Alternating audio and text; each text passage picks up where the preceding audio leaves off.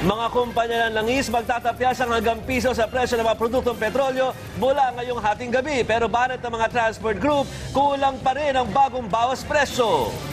Asia's romantic balladeer na si Christian Bautista balik Pinas na, galing Indonesia. Na-deport nga ba siya?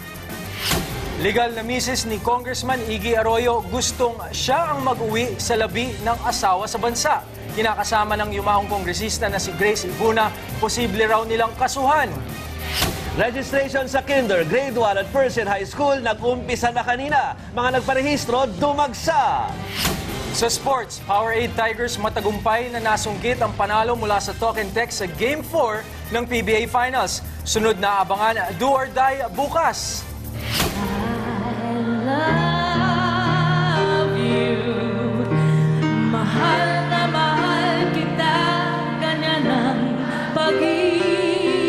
Megastar Sharon Cuneta umeksena sa extended birthday special ng Will-Time Big Time host na si Willie Revillame.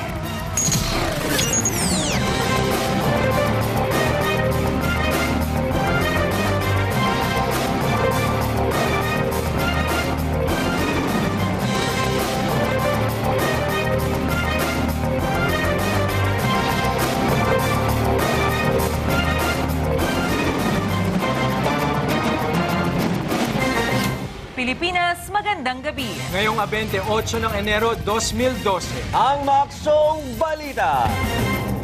Simulan natin ang aksyon sa good news. Nagpatupad ng rollback ang mga kumpanya ng langis ngayong araw. Umuro naman kaya ito sa mga transport group. Ito ang report ni Aileen Intia.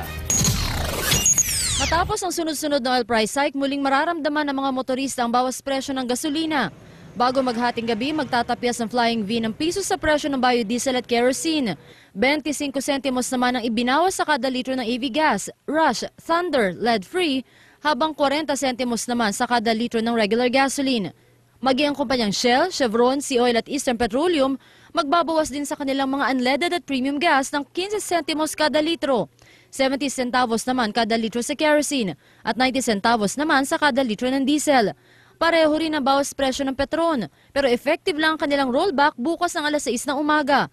Pero ang grupong Piston, umaangal pa. Kumbaga sa point namin, nauulangan pa rin kami kasi 2.70 itinaas natin, itinaas ng diesel itong mula nung nagsimula itong taon. So kahit nagpatupad sila ng 90, well, hindi naman natin sinasabing, siyempre wini-welcome natin yan.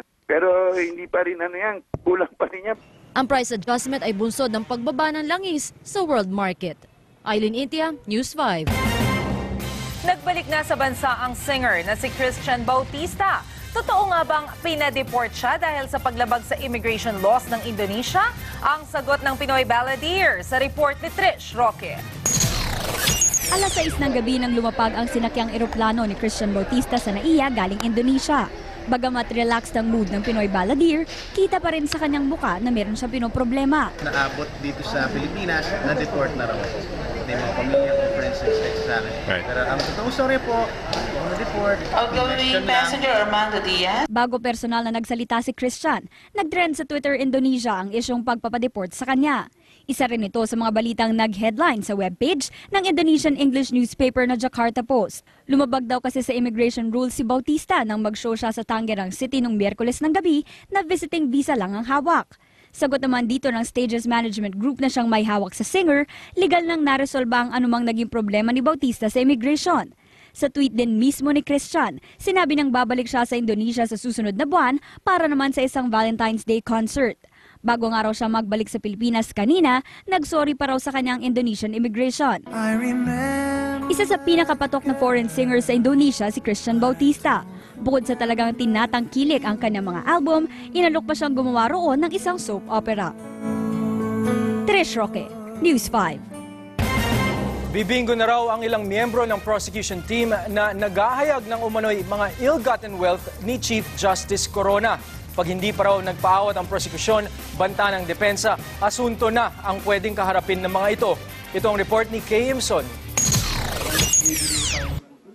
Namumuro na raw na makasuhan ng kontempt ang ilang miyembro ng prosekusyon. Sabi ng tagapagsalita ng legal team ni Chief Justice Renato Corona, mino-monitor nila ang galaw ng prosekusyon at kapag patuloy pa ring naghayag ng mga detalye tungkol sa ill-gotten wealth ng Chief Justice sa labas ng impeachment trial, may kakasuhan na sila. Pero may bantaman, hindi naman pinangalanan ng depensa ang mga taong tinutukoy nila. Nandoon yan sa Senate Rules of Impeachment na bawal magsalita ang mga kung sino man, yung lalo na yung mga involved sa kaso, tungkol doon sa mga ebidensya at merits ng kaso na may kinalaman doon sa impeachment. Pakiusap namin, sana sumunod naman yung prosecution doon sa mga patakaraan ng impeachment court.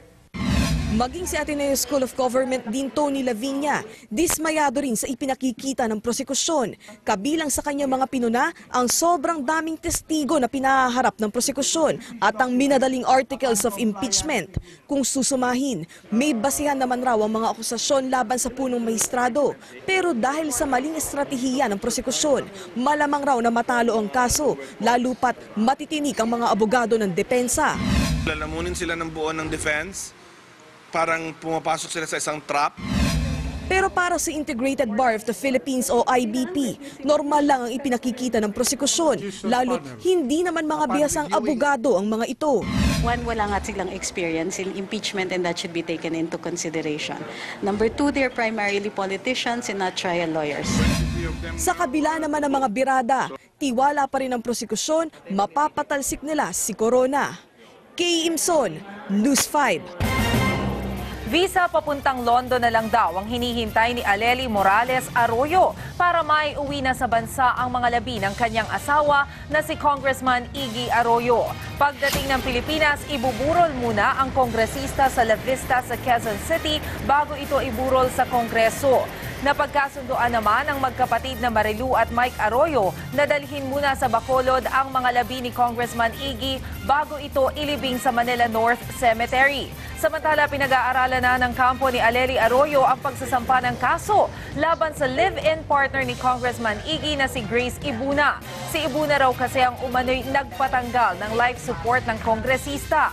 Bukod dito, nagpanggap daw na Mrs. Arroyo si Ibuna base sa mga pinirmahan nitong papeles sa London Clinic kung saan dinala ang yumaong kongresista. Tutulak na bukas sa Baghdad si Foreign Affairs Secretary Albert Del Rosario. Target ng kalihim, tignan ang sitwasyon ng may 4,000 Pinoy sa Iraq na naiipit ngayon sa kaliwat kanang gulo. Sumiklab ang karahasan sa nasabing bansa matapos umalis ang tropang Amerikano noong Disyembre. Mula nga nitong Enero, 29 na insidente ng karahasan ang nangyari sa Baghdad. 4 rito kaso ng car bombing.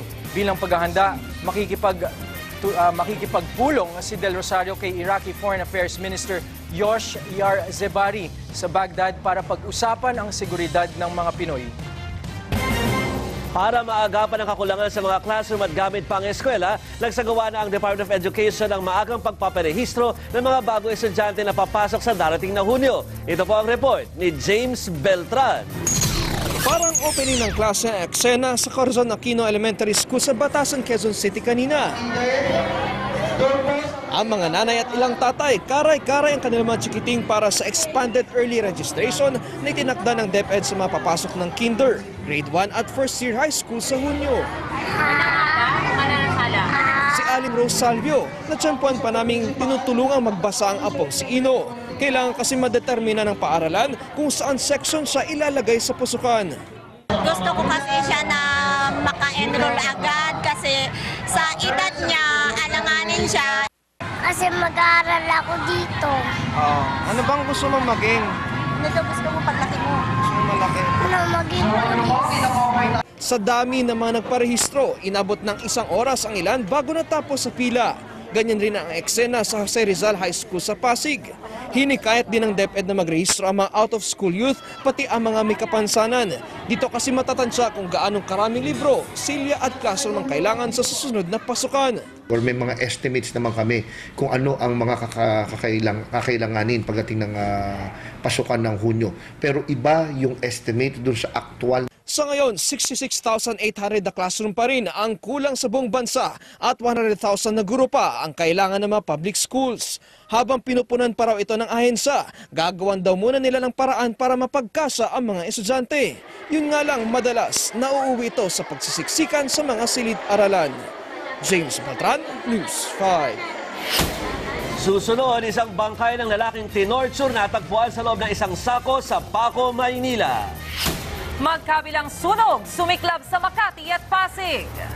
At isang buhay na sanggol ang natagpuan sa loob ng isang bag sa QC.